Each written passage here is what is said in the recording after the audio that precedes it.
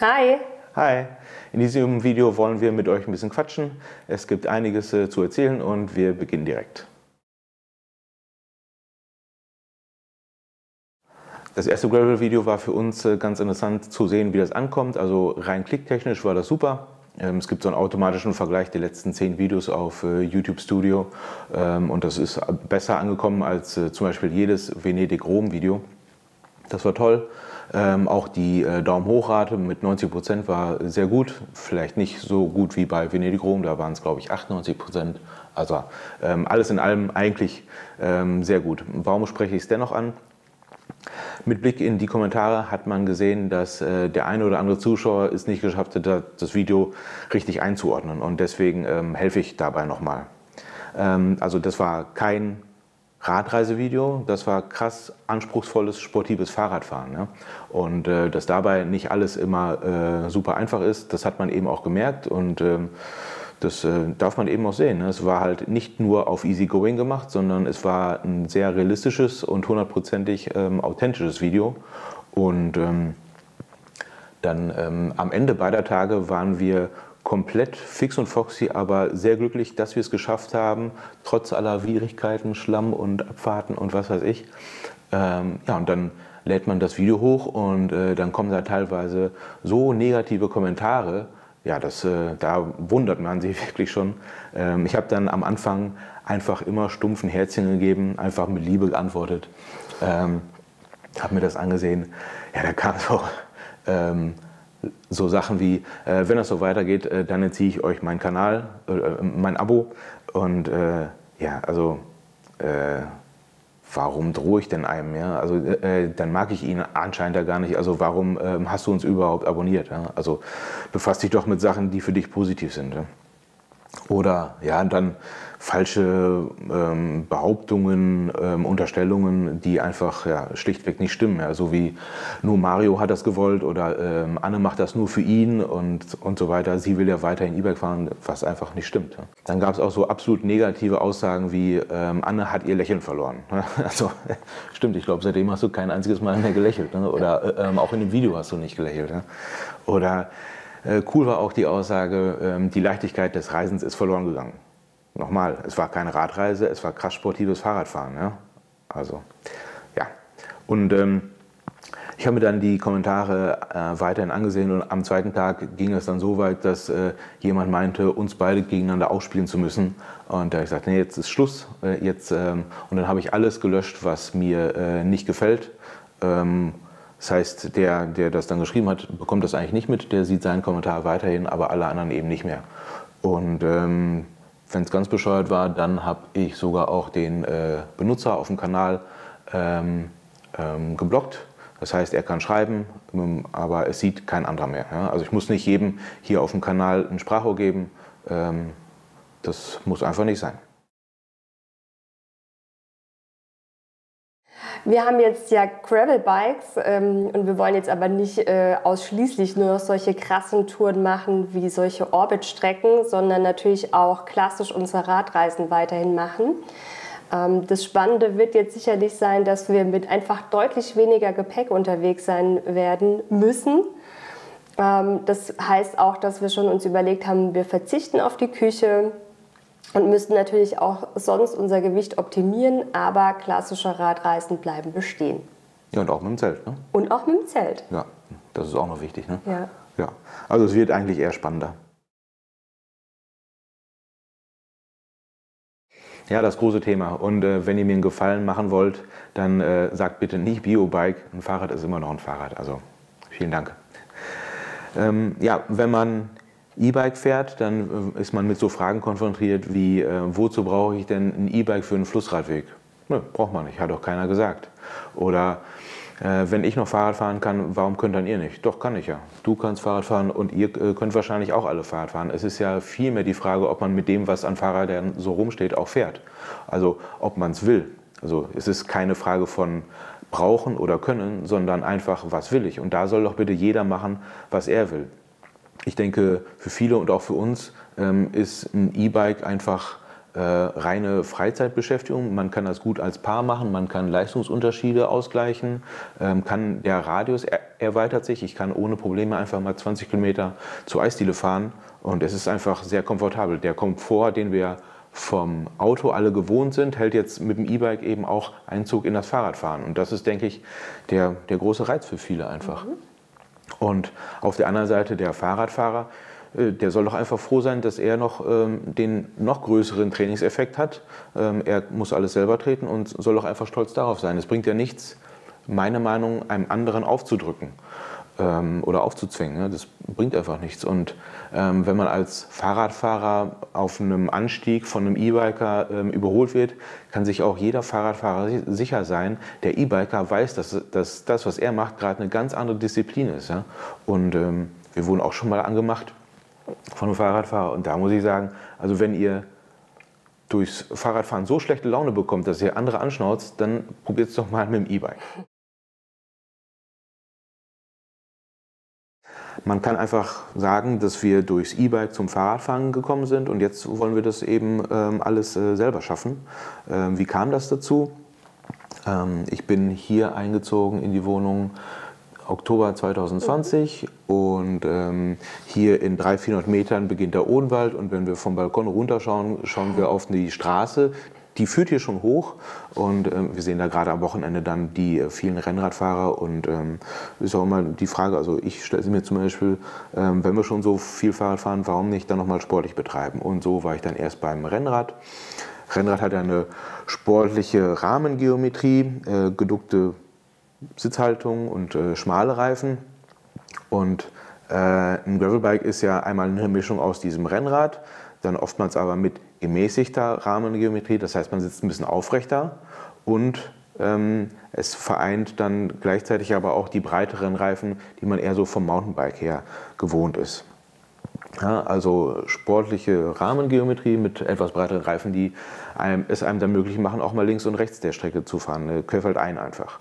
Und ja, das macht natürlich insofern auch Sinn, weil wir eben längere Touren, Radreisen machen wollen. Da wollen wir nicht ganz so sportlich sitzen und wollen hauptsächlich mal Radwege fahren. Ne? Aber mit einem Gravelbike kann man auch andere Sachen fahren, so wie wir das letztens ja auch getan haben.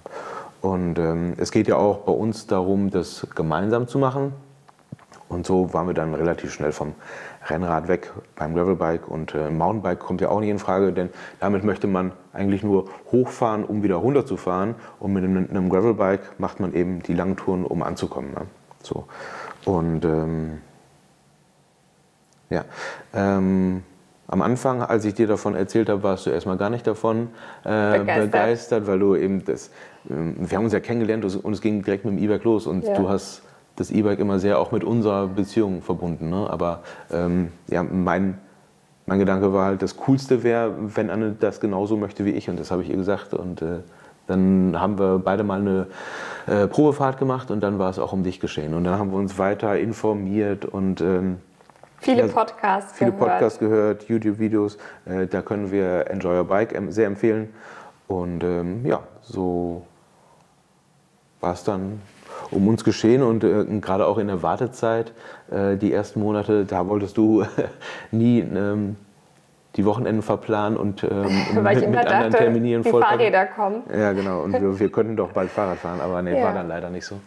Und auch jetzt, als wir in Mannheim aus dem Laden raus sind, habe ich gesagt, ja, die Rose-Bikes können wir schon bestellen, aber lass uns bitte eine Nacht drüber schlafen, das ist nie verkehrt. Und Anne sagte, nee, brauche ich nicht, können wir bestellen. Ne? Also so viel dazu, dass Anne das ja gar nicht wollte. Kurzer Nachtrag nochmal eben dazu, was für uns auch eine wichtige Rolle spielt, ist die Optik. Also wir sehen uns nicht auf einem breit bepackten Trekkingrad, das hätte man sich ja auch kaufen können.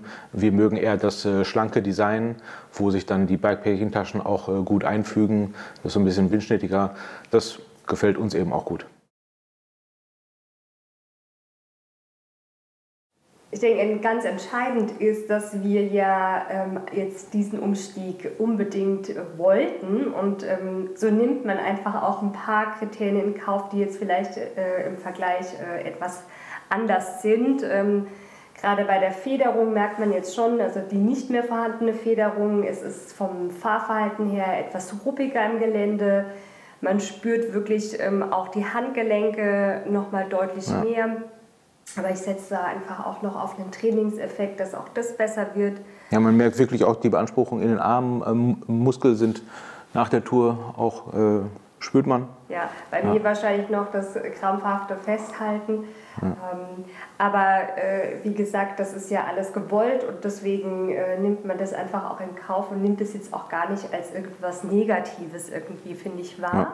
Wenn es aufgezwungen wäre, würde man es eher widerwillig machen, aber ich habe jetzt das E-Bike auch noch keine Sekunde, auch nicht am Berg, mir zurückgewünscht. Ja? Also, weil wir es einfach wirklich wollen. Und ein ganz wesentlicher Faktor für mich ist jetzt aktuell einfach auch diese Leichtigkeit von dem Fahrrad. Wir haben ja jetzt hier keine 10 Kilo. Ja, irgendwie 8, 9 Kilo. Und das ist natürlich, das gibt so viel mehr Freiheit. Ich kann mein Fahrrad selber tragen, gerade Reisen mit der Bahn, Treppen hoch, Treppen runter, das kann ich alles selber machen.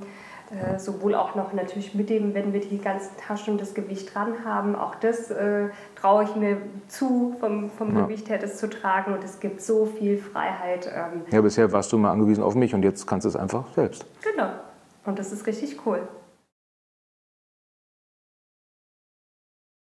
Nach der ersten Ausfahrt mit den Backroads, ich glaube, wir sind genau gerade mal 15 Kilometer gefahren, war aber für mich sofort klar, das ist das, was wir jetzt die nächste Zeit machen werden. Das hat so großen Spaß gemacht und auch das Gefühl hinterher, das geschafft zu haben, auch den Berg so hoch zu fahren, war einfach überwältigend. Und für mich war ab dem Moment sofort klar, das E-Bike werde ich so in der Form einfach nicht mehr nutzen. Ich habe mein E-Bike ja gekauft, im Gegensatz zu Maro. Läuft das Leasing noch bis April 2023. Ja.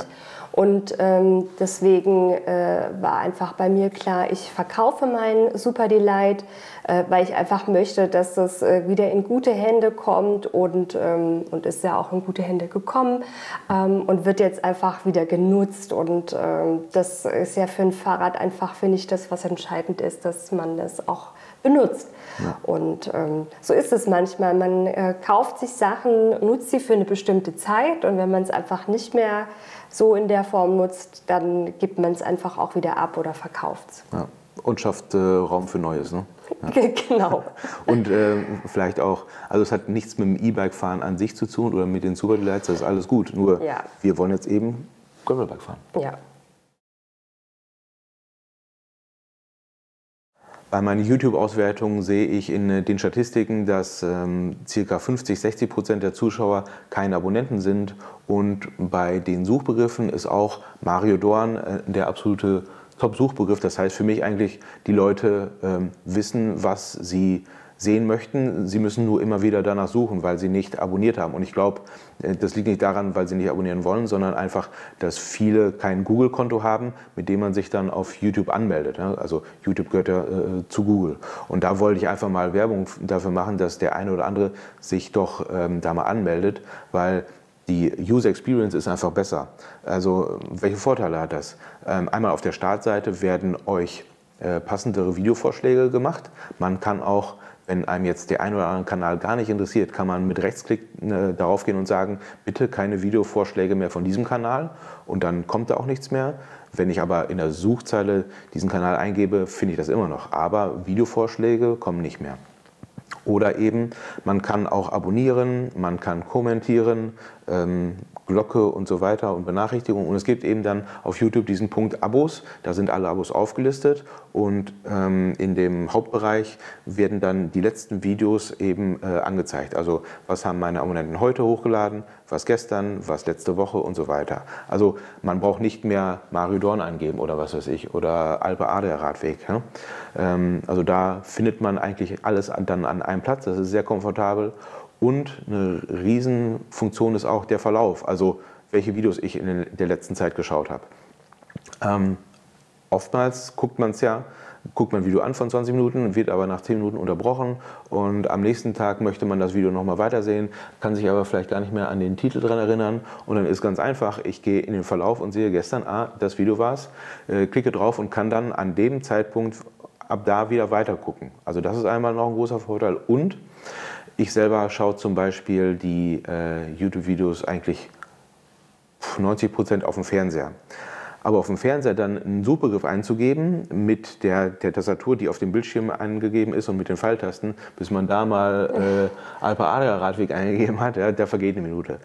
Also mache ich das nicht. Ich hole mein Handy raus, während ich auf dem Sofa sitze, gebe das dann am Handy ein, was ja viel einfacher geht, finde das Video, klicke drauf, lasse es 2-3 Sekunden anspielen und gehe raus.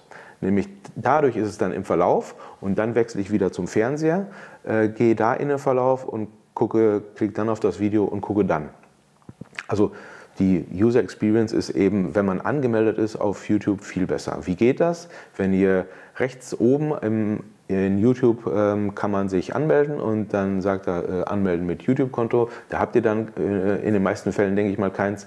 Und dann könnt ihr einfach ein YouTube-Konto, habe ich gerade gesagt, ein Google-Konto erstellen mit eurer bestehenden E-Mail, sei T-Online oder GMX, ist egal. Ihr braucht auch euer Handy dabei, weil wegen Zwei-Wege-Authentifizierung, dass da keiner Schmuh mit betreiben kann mit dem Konto. Man bekommt keine Spam-Mails. Und wenn man dann das Google-Konto hat, meldet man sich damit auf YouTube an und dann muss man noch einmal einen Kanalnamen erstellen. Ja, also das ist der Name, der zum Beispiel bei mir dann eben neben diesem Kreis steht, Mario Dornstedt. Ja? Und da gibt ihr dann, wie bei du heißt, glaube ich, Anne S. Ne? Und dann habt ihr einen Kanal und dann könnt ihr unter dem auch kommentieren.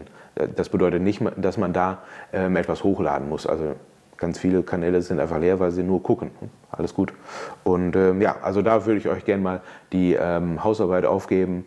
Erstellt euch mal ein Google-Konto, meldet euch an und dann könnt ihr auch abonnieren und dann können die, ja, die uns gucken, eben viel leichter finden. Also vielen Dank dafür. Dann das große Thema Werbung und mit YouTube Geld verdienen. Im letzten Video war ja das erste Mal bezahlte Werbung drin. Eigentlich wollte ich euch das nicht so vorsetzen, sondern vorher euch mal meine Gedanken teilen, die ich mir da so zu dem Bereich mache. Also grundsätzlich besteht da, denke ich, ein Interessenskonflikt. Der Zuschauer möchte möglichst keine Werbung, aber wenn, vielleicht passende Werbung. Und der Ersteller, da entsteht einfach viel Arbeitszeit und es entstehen Kosten für die Ausrüstung und also braucht man eben da auch ein paar Einnahmen oder ich möchte zumindest auch ein bisschen Geld damit verdienen. Ne? Und jetzt gab es, glaube ich, oder nee, wir fangen anders an, vielleicht mal chronologisch.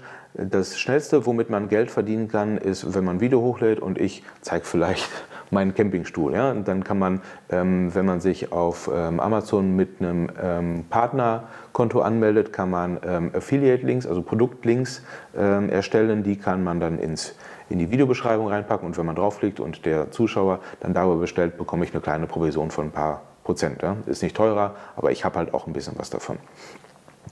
Dann kann man seine Videos monetarisieren, das heißt, man kann Werbung vorm Video und im Video schalten. Das geht ab 1000 Abonnenten oder 4000 Wiedergabestunden im letzten Zeitjahr. Das hatte ich ein bisschen früher als die 1000 Abonnenten und ab da konnte ich dann eben auch die Videos freigeben für Werbung und dann versteigert YouTube da an diese Werbeplätze. Ich habe da keinen Einfluss drauf, wer da jetzt Werbung schaltet. Und ja, das sind dann, dadurch bekommt man so 2 bis 10 Euro pro 1000 Klicks. Also ist halt eine kleine Aufwandsentschädigung. Und wenn man dann wirklich ganz groß ist, dann verdient man am meisten mit einfacher Werbung und Kooperation und Produktplatzierungen, die einfach dadurch entstehen, man wurde bezahlt. Also bezahlt ist einmal, ich bekomme ein Produkt kostenlos gestellt. Oder ich bekomme wirklich Geld dafür oder ich wurde irgendwohin eingeladen, ja? Zu einem Fußballspiel oder ein Wochenende auf Mallorca, keine Ahnung. Ja? Und wenn im Gegenzug dafür ein Produkt irgendwo genannt wird oder ein Video entsteht, dann ist das eben Werbung, die man kennzeichnen muss. Und das war im letzten Video das erste Mal der Fall. Das war so die ungefähr 40. Anfrage, die ich bekommen habe. Die 39 geschätzten vorher habe ich halt abgeblockt, zum Beispiel, weil es einfach oft nicht passt. Also ich muss das Produkt ja eben auch selber gut finden. Und wie zum Beispiel diese wasserdichte Handyhülle, ja, braucht man einfach nicht. Oder dann ganz am Anfang gab es Anfragen für Merchandise-Artikel, ja, wie ein T-Shirt mit Blitzeblau drauf oder eine Tasse mit der Mutterkuhherde. Ja. Aber das ist alles einfacher Merch. Ja? Das ist mehr oder weniger dazu da, um ein paar Leuten das Geld aus der Tasche zu ziehen. Aber es sind ja keine wirklich hochwertigen oder schönen Produkte. Also gerade bei Kleidung, bis ich mal bei einer Kollektion bin, die wirklich schön und qualitativ gut ist und designtechnisch auch gut aufgebaut ist, das ist ein riesen weiter Weg und den kann ich Stand heute einfach nicht gehen. Ja? Und von daher ist sowas nicht interessant. Dann eigentlich mal eine interessante Anfrage war von einem Kamerahersteller, sollte ich eine Kamera testen. Die hätte mir kostenlos zur Verfügung gestellt. Wäre mir kostenlos zur Verfügung gestellt worden und 600 € Gegenwert ungefähr. Ne? Und dann hätte ich 2 Videos machen sollen mit den Marketing-Sätzen, die da haben wollten. Und die wollten noch mal vorher über das Video drüber gucken, bevor ich das hochlade. Ich sage so, nee, ihr könnt die mir schon zur Verfügung stellen, aber ich verpflichte mich zu gar nichts. Und ich mache vielleicht ein Video, aber mehr auch nicht. Ja, und daraus ist dann nichts geworden. Und was habe ich gemacht? Ich habe es mir selbst gekauft und habe dann das Video so gemacht, wie ich wollte. Ja? Habe ich auch daraus gelernt, ist jetzt auch nicht wahnsinnig gut angekommen und von daher bin ich so bei echten Produktplacements oder so eben auch vorsichtiger. Daraus lernt man dann eben auch. Am Anfang weiß man das nicht und dadurch, dass man einen YouTube-Kanal macht, lernt man eben auch viel. Genau, und für uns, denke ich, war immer klar, wir wollen auch die Produkte, die wir dann vielleicht bewerben, ja auch selber wirklich nutzen und davon überzeugt sein. Ja, genau, also hätte uns zum Beispiel Riese Müller oder Ortlieb bisher angesprochen, wäre es ja kein Problem gewesen. Ja. Wir nutzen ja deren Produkte sowieso, also warum soll ich nicht sagen, hier, das ist gut, ja? Ja. Wäre ja gut gewesen. Aber die haben uns halt nicht gefragt. Und, oder cool wäre auch die Anfrage von einem E-Bike-Hersteller. Die hätten uns dann 2 E-Bikes zur Verfügung gestellt. Einmal die Männerversion, die Frauenversion, jeweils im Wert von gut 1000 €. Und das ist dann so, die zwacken einfach 2 Fahrräder aus deren Produktion ab, schicken die aus Asien hier hin und dann hätten wir das aufbauen können. Wir haben die ganze Arbeit, die Research, Fahren, Testen, Videodreh, Videoschnitt und dann muss ich mir da irgendwelche Sätze aus den Rippen schneiden, weil also wir fahren E-Bikes für 7.000 € und sollen dann eins für 1.200 testen. Das passt einfach nicht. Ne? Das kann ja viel besser jemand machen, der bisher normales Fahrrad gefahren ist und jetzt auf ein E-Bike mal umsteigt. Da passt das viel besser als bei uns. Und dann muss ich mir irgendwelche relativierenden Sätze überlegen, so, ja, wenn ich nur 1.000 € ausgeben möchte, dann ist das ein super Fahrrad. Ja? Das kann sich jeder denken, das muss ich nicht sagen. Und so bin ich halt der Bimbo, der das als Test verkauft, aber letztendlich ist es ja doch so, ich präsentiere das Produkt vor 20.000 Leuten, ich präsentiere die Marke, also ich habe den ganzen Aufwand für 2 Fahrräder, die ich dann wahrscheinlich verkauft hätte für, ich sag mal, 800 €, ja, dann hätte ich 2 Tage Arbeit gehabt und hätte 1.600 € verdient, also eigentlich einfaches Geld, aber den seelischen Schmerz ist es mir nicht wert und das war das und dann habe ich gedacht, ja, es kommen immer nur Anfragen rein, wo es nicht passt, also drehe ich doch mal den Spieß um. Und dann, als klar war, wir bekommen solche Fahrräder, dann brauchen wir ja dafür Taschen, also ganz neue Taschen. Und das waren dann einige, ich glaube 10 Taschen mindestens mit einem ordentlichen Gegenwert. Und dann habe ich bei Apidura nachgefragt, ob sie uns das nicht zur Verfügung stellen können. Wir würden dann im Gegenzug ein Video machen, in dem wir die Taschen explizit mal vorstellen und nebenbei, die Taschen wären dann in allen weiteren Videos auch zu sehen gewesen. Und dann haben die das aber abgelehnt, weil als Begründung war, unser Budget ist ausgeschöpft. Ist auch absolut okay, passt auch. Und was habe ich trotzdem gekauft? Was habe ich gemacht? Wir haben sie uns trotzdem gekauft, wir finden sie trotzdem gut und das sage ich jetzt hier in die Kamera. Das gehört einfach zur Glaubwürdigkeit dazu, so wie sie sein sollte, würde ich sagen, und wofür wir dann auch stehen möchten. Das hat nicht funktioniert. So, und jetzt war eben dann das erste Mal eine Anfrage da mit einer Versicherung, die eben Sinn macht, weil früher hat ein Fahrrad 600 € gekostet, heute kostet es mal 3.000 €. Ja, also macht das schon Sinn, mal sein Fahrrad zu versichern. Und deswegen gab es jetzt eben die erste Kooperation. Das wollte ich euch einfach sagen und euch mitteilen, welche Gedanken ich mir da mache. Ja, der Martin ist ein ganz besonderer Zuschauer und der hat sich sehr viel Mühe gegeben und Anne liest mal eben seinen Text vor. Wir haben uns ein paar Gedanken zu Ihrem neuen F&A-Video gemacht. Keine Ahnung, was Q&A sein soll. Erstens, wollen Sie E-Bikes und Riese Müller wirklich den Rücken kehren? Die Motivation dafür ist für uns etwas unverständlich und verwirrend bei all dem Engagement der letzten 2 Jahre. Zweitens, sehen Sie sich als Influencer? Die Leute glauben Ihnen ja teilweise mehr als 10 Profis und Handyhalterungshersteller wollen Kooperationen eingehen. Drittens, gibt es außer Pizza, Schokocroissants und Currywurst bei Ihnen noch etwas zu essen? Oder anders gefragt, was ist Ihr Lieblingsessen, Lieblingsmusik, Lieblingsbuch etc.? Das würde die Leute bestimmt interessieren, wenn sie so privat werden wollen. Viertens und noch unbequemer, wollen Sie Ihren Einfluss geltend machen durch Aussagen zu Themen wie Nachhaltigkeit, Bahnfahren, Energieverbrauch, Impfung, ganz dünnes Eis, Alkohol. Sie sind ja antialkoholisch unterwegs. Zugegeben, vielleicht etwas zu persönlich. Äußerungen hierzu können auch nach hinten losgehen, würde aber bestimmt viele interessieren. Ja, zum ersten Punkt mit E-Bike und Riese Müller, das haben wir, denke ich, beantwortet. Dann Frage, ob wir Influencer sind. Also ich hätte immer gesagt, wir machen YouTube-Videos. Ja? Wir sind mittlerweile auch auf Instagram, also da machen wir auch immer mehr und da kann man uns deutlich aktueller verfolgen, als es auf YouTube ist, weil Videos brauchen immer ein bisschen Zeit, ne? Bis man das mal geschnitten hat. Aber ja, wir sind sicherlich Influencer, weil Leute einfach Sachen, die wir machen, eben nachmachen oder auch nachkaufen. Also ich glaube, Riese Müller hat auch ein paar Fahrräder durch uns verkauft. Und ja, also ja, wir sind Influencer. Ob man das jetzt möchte oder nicht, ob man den Begriff mag oder nicht, ja. Lieblingsessen, da kann ich vielleicht noch ergänzend dazu sagen, es geht kaum ein Gericht, wo Mario keine Pommes dazu bestellt. Die Ja. fehlen bei Pommes, der Ketchup, Mayo ist schon gut, Pizza mag ich gerne. Ja. Ja. Ja. Und ich bin der absolute Bäcker-Fan. Ja. Teilchen. Teilchen. Genau. Lieblingsmusik? Hip-Hop. Und Lieblingsbuch war, glaube ich, David Morrell. Das ist ein Krimi, gepaart mit ein bisschen Architektur. Kriegt man, glaube ich, ziemlich schwer, wenn dann gebraucht bei Amazon. Kann ich empfehlen. Oder von Cody McFadden die Smokey Barrett-Serie. Die ist auch gut. Genau, dann Themen. Und dein Lieblingsbuch? Das wollten wir auslassen. Das wollten wir auslassen. So pikant, ja? Nein, Okay, das möchte ich nicht. Das ist jetzt für dich. Sie ist sicher, dass mit dem Teilchen das gar nicht sagen soll. Du meinst, du hast keins, ne? Das wolltest du eigentlich sagen, oder?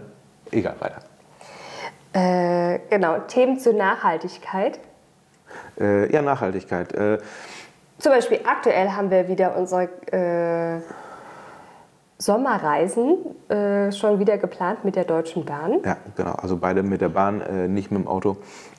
Also da Nachhaltigkeit, ich glaube, da tun wir uns jetzt nicht besonders hervor. Manche Dinge machen wir gut. Wir machen keine Kreuzfahrtreisen. Wir sind mit dem Fahrrad unterwegs. Also immer dann, wenn ich ja das Auto stehen lasse, ist Aber das gut. es geht immer noch besser. Aber wir haben 2 Autos. Wir fahren auch den einen oder anderen Weg umsonst sicherlich. Tun wir uns jetzt bestimmt nicht besonders hervor. Zur Nachhaltigkeit gehört ja auch zum Beispiel unser massenhafter Fleischkonsum und dann die dadurch notwendige Massentierhaltung. Also wenn man mich fragt, Fleisch oder Fleischersatz, darf das gerne Fleischersatz sein für den Alltag, ja? Dass man an bestimmten Tagen mal richtig gutes Fleisch essen möchte, das kann ja weiterhin bleiben, aber dieser massenhafte Fleischkonsum muss ja nicht sein. Ich fand das auch mal interessant. Es gibt das Race Across America. Da fährt man von der Westküste bis zur Ostküste mit dem Fahrrad. Und einer, der da mal teilgenommen hat, wurde gefragt, was sich denn nach dem Rennen für ihn verändert hat. Und man erwartet ja irgendwas Sportliches. Ja? Und er sagt, er isst kein Fleisch mehr. Warum? Er sagt, das, was ich an Massentierhaltung in den USA erlebt habe, ich bin an kilometerlangen Stallungen vorbeigefahren, das hat gestunken, die LKWs, wie die an mir vorbeigefahren sind, das war so grausam, was ich da mitbekommen habe, ich esse einfach kein Fleisch mehr. Und er konnte es auch gar nicht weiter begründen, er sagt einfach, es geht nicht mehr, ich esse kein Fleisch mehr. So, das ist so. Ja, wir trinken keinen Alkohol, also gerade ich zum Beispiel nicht, Anne schon noch ein bisschen, aber ja eben sehr wenig. Ein ganz geringer Konsum. Wir rauchen nicht, ja, genau. Ernährung ist ein bisschen unser Laster. Ja, das könnte man auch optimieren, aber Das kompensieren wir durch jetzt sportiveres Fahrradfahren. Wenn ihr solche spannenden Fragen öfter mal habt, dann schreibt das gerne mal in die Kommentare. Dann können wir so ein Video vielleicht mal öfter machen. Bisher war es ja oft nur Radreisen, aber ja, weiter. Genau, und dann Impfung. Wir sind beide aktuell wieder geboostert. Ich glaube, das sagt alles. Ja, wir wollen nicht krank werden. Ne? Das Virus ist da. Also lasst euch bitte impfen. Dann können wir bald alle wieder machen, was wir wollen. Gut, ich glaube, das war's, oder? Das war's. Ja, cool. Ich glaube, das war dann auch der letzte Punkt. Ich hoffe, das Video hat euch Spaß gemacht. Weitere Fragen gerne nochmal in die Kommentare. Und dann sagen wir... Bis bald. Bis bald. Ciao, ciao. Tschüss.